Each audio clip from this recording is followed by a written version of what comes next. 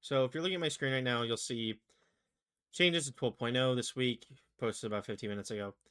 The big thing to look at too is that they're splitting 12.0.0 and 12.0.1 um just as like just for the sake of like testing pre-patch stuff, I suppose. Um but there are changes for both. Um Basically what this means is like 12.0.1 is beta and 12.0.0 is pre-patch. Um, but just in our case, um, notably is that there are not any Devourer changes on here. They did say it was going to be a smaller build because last week's build got delayed by so much. Um, but the big things to take away from this is okay. Blizzard has also said that you know, they're done with beta builds until the new year, until after the new year. So we'll start getting beta builds again until January. But we have to acknowledge that, this is the state the Devourer is in until January. Um, which I do think we're in a good spot. But the question is kind of what beyond wish list items, because I think there's a big difference between wish list stuff and stuff that I think is would be really healthy for the spec to change. Um, because I think there's a really big distinction between those two things. And the two biggest things that need to happen are just simple tuning changes is a nerf to consume and devour and a buff to reap.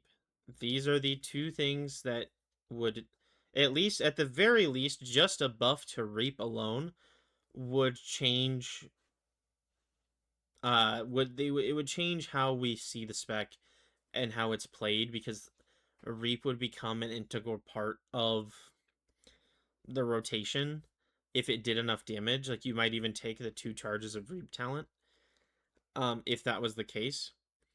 Like I did the PvP testing, earlier this week, and I did run two charges of Reap because there's the PvP talent beacon that makes it so Reap makes your next consume instant and generate additional soul, and it felt really great.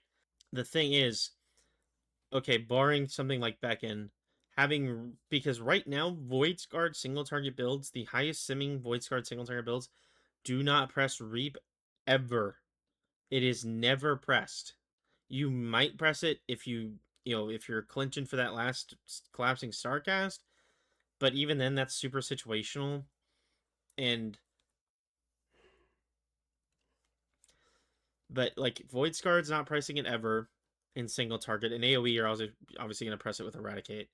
And Annihilator is just pressing it with, Void Fall stacks and Moment of Craving. So Reap is such a cool spell too that I really think, especially at this point in the beta, we really just need to see a bump to that damage. Um, but otherwise, like I'm still happy where Devourer is at. In general, I'm still having a ton of fun in keys and key testing and everything sort of related to that. I just think, now that we have the opportunity to sit with Devour for the next few weeks without having any changes to it, um, I think it's not do or die, and that's kind of the big thing I want to emphasize to people is I really encourage you not to just say, "Oh, well, I'm giving up," or like, "Oh, Devour is doomed," because that's just not the case. It's really not good to doom. It's not good for you. It's not good for the game. It's not good for the spec. It's not good for anybody. Um, so I really would just encourage positivity and just keep giving feedback. We know that they see feedback.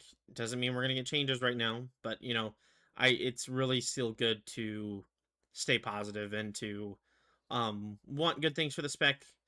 And I would say I'm not the only one that shares the sentiment that Devourer is really fun and Devourer is in a really good spot. It just needs those couple tiny changes to sort of really bring it home.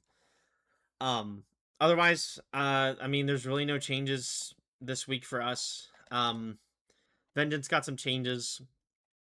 Looks like they got some buffs to Glaive Tempest, which is cool. Well, economy buffs to Glaive Tempest. I like Glaive Tempest kind of. But otherwise, nothing really on our end. There's some stuff. Um, I might actually test this larger house size stuff. But yeah, just I would say for now, just kind of keep on keeping on. But I will see you guys later.